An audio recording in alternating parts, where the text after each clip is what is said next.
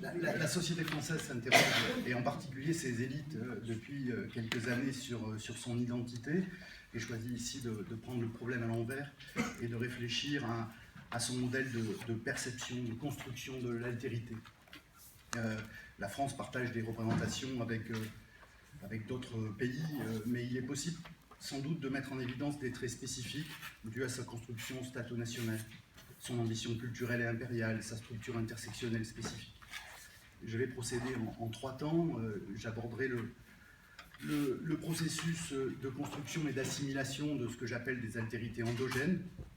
Ensuite, la perception des altérités exotiques, que je dénomme désirables.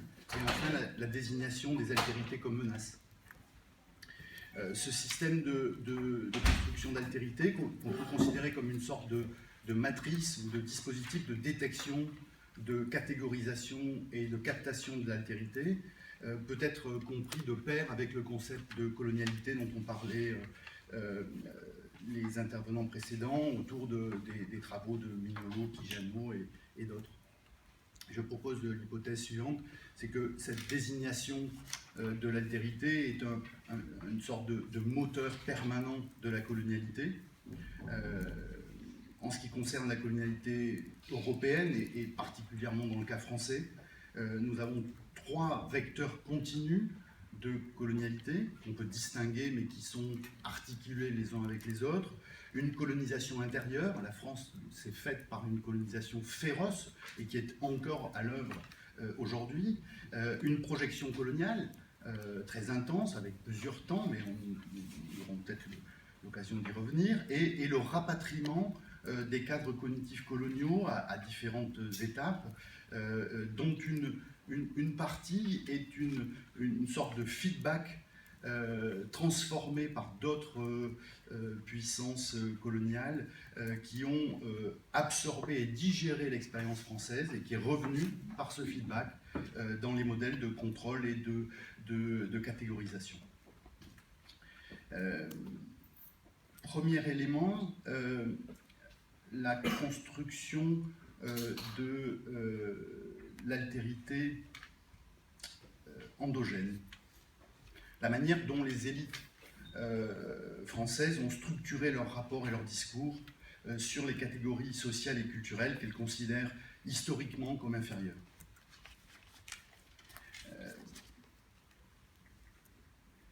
Vous vous souvenez peut-être que Michel Foucault et d'autres auteurs ont rappelé la structure de ces représentations élitaires de la formation du pays, en particulier autour de la notion de guerre des races.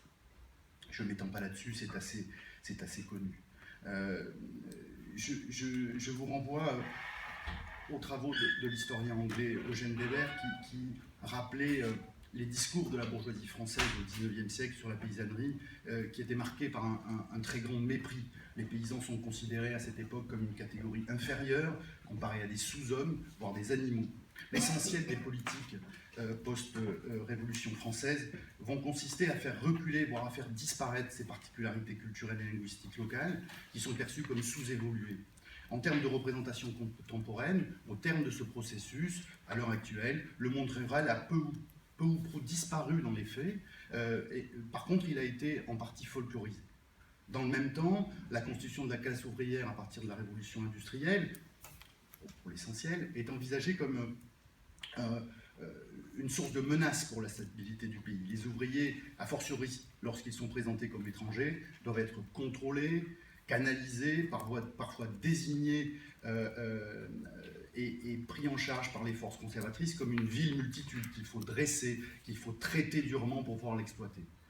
Les modèles de développement séparés et autarciques des ouvriers, les célibataires en particulier, participant encore de nos jours des cadres cognitifs des politiques publiques, et à l'inverse des populations du monde rural, malgré leur importance quantitative, les mondes ouvriers sont quasiment absents des représentations contemporaines, politiques, culturelles et sociales. D'autres catégories endogènes peuvent être citées, je ne les traiterai pas tous en détail. Elles sont parfois, comme les premières, susceptibles d'être intégrées à la nation française par des politiques présentées comme sociales ou éducatives, Il s'agit en premier lieu des parias nationaux, les populations juives, progressivement intégrées, mais dont on voit au cours des 2 ou 3 derniers siècles les violents soubresauts de ces politiques d'intégration et leur perpétuelle potentielle réversibilité. À l'inverse, les gitans, au cours du XIXe siècle, ont acquis progressivement le statut de population menaçante, notamment en raison de leur mobilité et d'une altérité raciale supposée. On peut y ajouter à ces populations rendues extérieures, altérisées, l'ensemble des populations pauvres et mobiles, les vagabonds, un certain nombre de populations itinérantes. Les appareils sanitaires, judiciaires et médicaux ont convergé pour faire de ces altérités des mondes à contenir, à résorber, voire à détruire. On peut mentionner rapidement les malades vénériens, les handicapés, les malades mentaux qui ont été progressivement dépistés, institutionnalisés, mis à l'écart. Et cette césure entre le normal et le pathologique s'est imposée à peu près dans tous les espaces. En dernier lieu, les migrants étrangers se sont vus appliquer des grilles d'utilité et de désirabilité en fonction de critères raciaux qui ont été massivement développés et approfondis par l'anthropologie et la médecine, parmi d'autres disciplines académiques.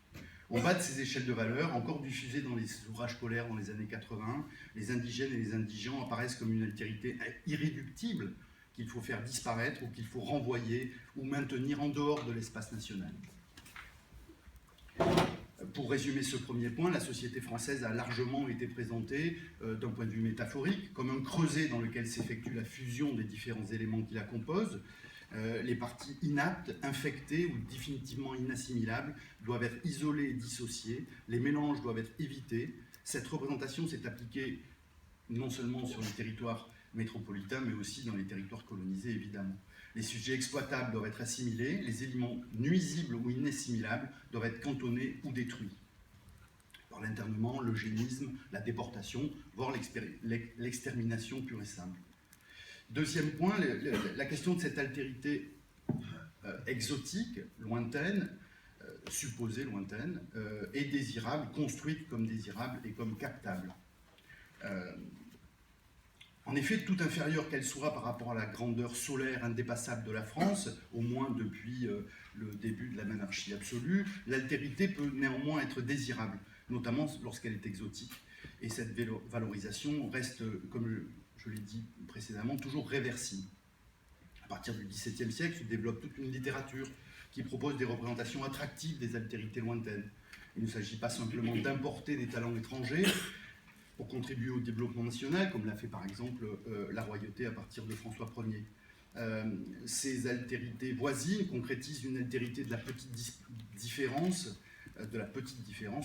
avec ses voisins qui sont proches et en concurrence avec la France. Il faut surtout donner une justification, une matérialité à la projection exploratoire et coloniale qui commence à la même période. On peut distinguer rapidement 3 types de relations aux altérités que représentent des civilisations ou des peuplades lointaines. Il y a les civilisations prestigieuses et méconnues, comme la Chine, le Japon, les mondes asiatiques en général. Les voyageurs et les écrivains vont y déceler l'ancienneté, le raffinement, la sophistication, mais aussi des ressources et des éléments de faiblesse qui justifieront la volonté de domination occidentale. On peut parler de l'Égypte des pharaons, notamment. On peut retrouver cette dimension d'une altérité plus divertissante qu'édifiante, d'ailleurs, dans la relation aux cultures indigènes, indiscutablement inférieure, mais éventuellement appropriable. L'importation des arts primitifs, notamment de l'art nègre, tout comme la longue tradition des spectacles de présentation de spécimens, vont être pratiqués dès le XVIe siècle jusqu'aux zoos humains dans les années 30. Il en est de même pour les anormaux notamment, avec toute une tradition de monstration de la différence, d'éducation de l'œil à la différence. Cette capture sémiologique et culturelle des signes valorisables des cultures va de pair avec une scotomisation de la place réelle des cultures exogènes dans la marche du monde. la marchandisation culturelle contemporaine a systématisé et industrialisé cette technique de retournement des signes. Il y a une forme d'altérité exotique en particulier qui me semble importante et qui me paraît occuper une place centrale dans l'imaginaire occidental de la différence. C'est celle de la féminité.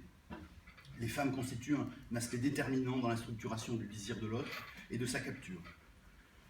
Tout comme les femmes inférieures de l'Occident, les prostituées, les bohémiennes, les juives notamment, la femme indigène va être l'objet d'un processus d'érotisation par la littérature, par l'art, à partir de récits de voyage, de représentations esthétiques, photographiques, cinématographiques. Ces schémas narratifs peuvent presque indifféremment concerner des vaïnées polynésiennes, des geishas japonaises, des odalisques comoresques, des sco indiennes, de manière schématique. Lorsque ces femmes sont nues, il faut les habiller, lorsqu'elles sont vêtues, il faut les dévêtir.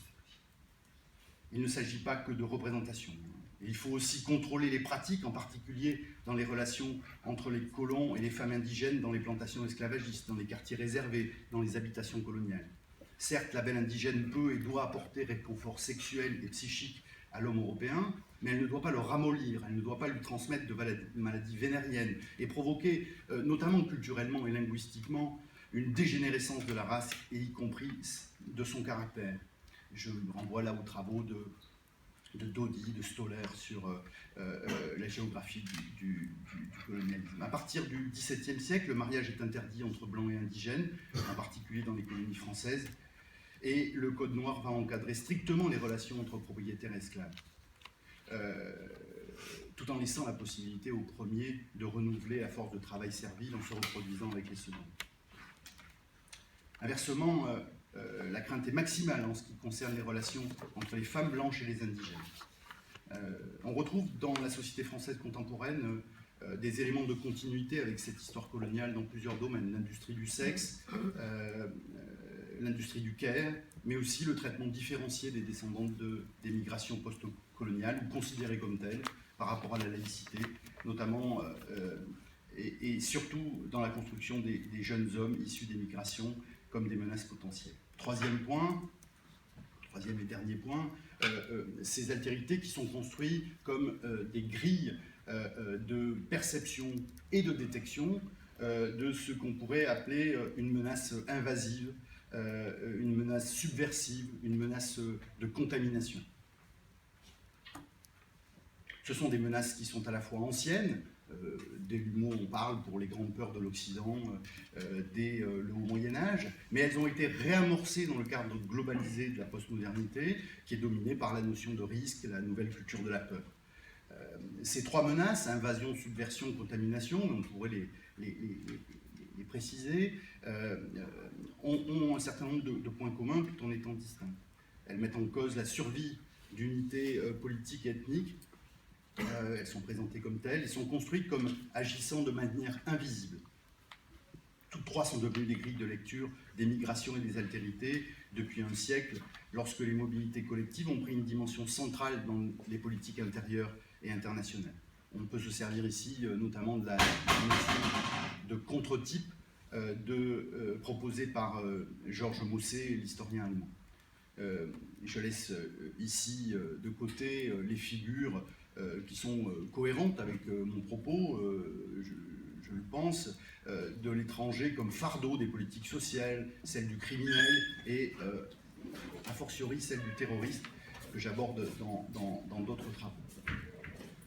Ce schéma narratif associant migration et invasion s'est structuré, certains d'entre vous doivent le savoir, à partir du XIXe siècle, comme une sorte de miroir inversé des colonisations et du déclin démographique national.